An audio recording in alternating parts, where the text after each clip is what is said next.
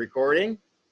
Good morning, LinkedIn family. I have the distinct pleasure of speaking across the pond today with Jonathan MacDonald, who has so graciously decided to stay awake a little bit later and so he can speak to me and have a coffee with Bob. Although at this time of night, on your time, I'm sure we're just having some water or something, right?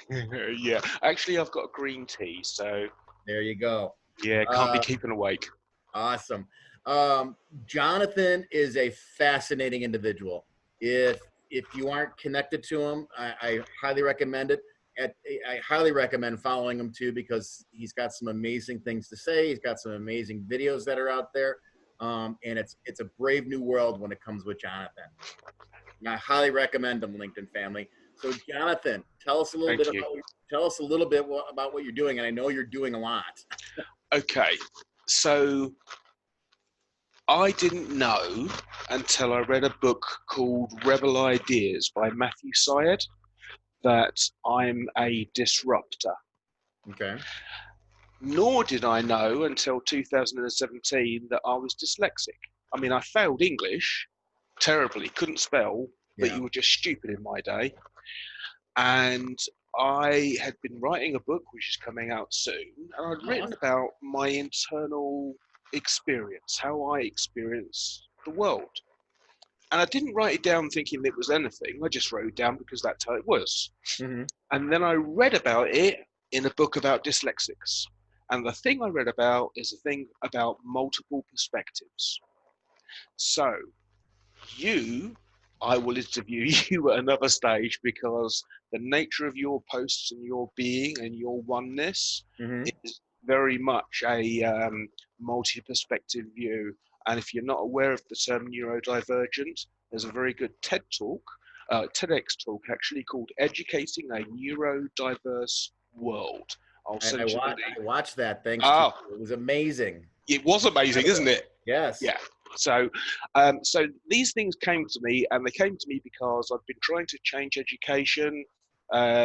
Much shouts out for the late Ken Robinson, but I've been trying to change education because I looked at it and I went, but surely you must realise this isn't the best way to get results out of people. Mm-hmm. And it is. It was literally. It's lost on adults in education that people learn from you if they like you. And to be liked and not socially distanced and professionally distant and emotionally distant, you need to play with children. Because when you play, then they follow what you have to say because they're interested. So now I struggled with this, found this towards the end of a plan to try and change the entire species. A little bit of a grand plan didn't work, and I've got a lot of resistance. So, so now what I'm trying to do, or what not even what I'm trying to do. So now what I've discovered is that I typically have 10 to 18 spheres of consciousness, and they're all different perspectives of the same place. So I don't wander off in my mind like a lot of people do with worries and concerns and the future and that, regrets all off. Don't have any time for it. I am all about reinterpreting and splicing and dicing what we call reality. Consequently, and this is just an experience of being, it's not something I turn on or off, it just is. But so when I found out it was just my brain or possibly a few others, I went, oh, and then it took me a year to contemplate what it would be like with only one perspective. And I think that what we see in the world, all around the world at the moment, is that you have strong sides, one opposing another, Mm-hmm. and people on either side feel equally strong. But ultimately, very few on either side can intellectually stretch to the beliefs of the other without denigrating their education or their character or their motives. And I see this in my own family. I'm adopted into a white English family. They're all highly educated, letters after the name, blah, blah, blah. But they cannot, in their mind, flex to take another's perspective. And so after a year of contemplation, I realized that I can make things happen that people don't even know can yet exist. And I was reading through your various detailed, brilliant job roles you've done, but I've just realised my worth in the last 18 months. And so the reason I wanted to come on here today is to tell all your people, especially venture capitalists and investors, there's a guy called Kieran Sparrowhawk. He's on LinkedIn. Okay. His company is called My Cognition. He will tell you his own story. I'd set up an interview with him. In fact, I'll introduce you to him via LinkedIn. Perfect. Thank yeah, you. because basically he's developed an app. Now, I know in America the NHS has a particular view, so we won't say NHS. It's the equivalent of the FDA. Okay. His app, My Cognition, has FDA approval. It has 30 pieces of peer-reviewed scientific journaling where you've got, so there was one for child PTSD from sexual trauma, goes like this, control, the thing is put in, and it goes bang one way for his thing, and bang the other way for the rest of the control group.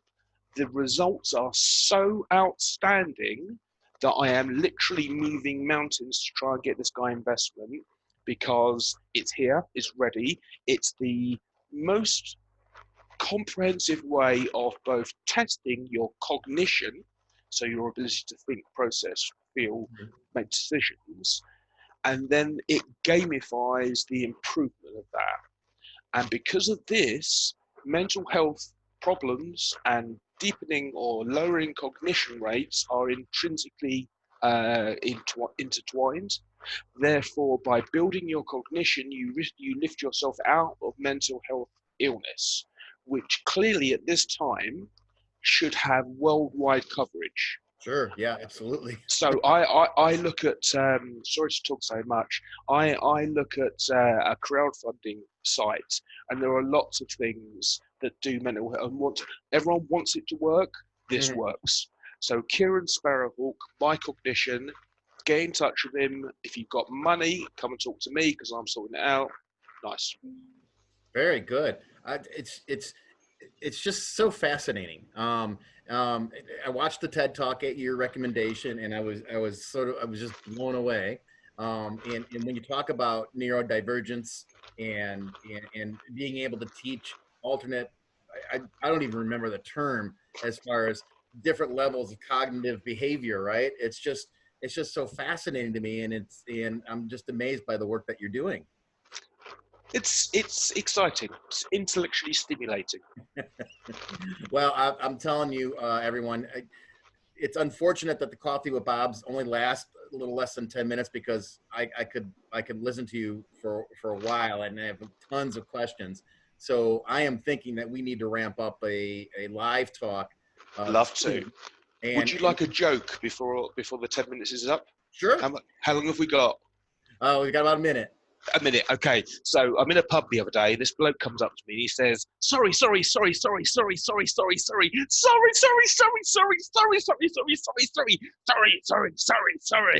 I went, mate, that's really irritating. He goes, I can only apologise. Very good. That's awesome. Jonathan, I really enjoyed this, and please, I want you to promise me that we can do a Coffee with Bob live. So that I'm following you now. Dive into this. Yeah. And maybe what we could do is we could do a Coffee and Bob live with your partner that you just mentioned, so that we can really dive into what's going on here and get you some good exposure. I'll tell you what, I'm working with some amazing people. We're going to run out of time. We'll talk again. Yeah, definitely. All right. I'll let you wrap up. I really appreciate this, and thank you so much, and we'll talk again soon. Thanks for having me. Indeed. Okay. Looking forward to it. Okay, bye-bye.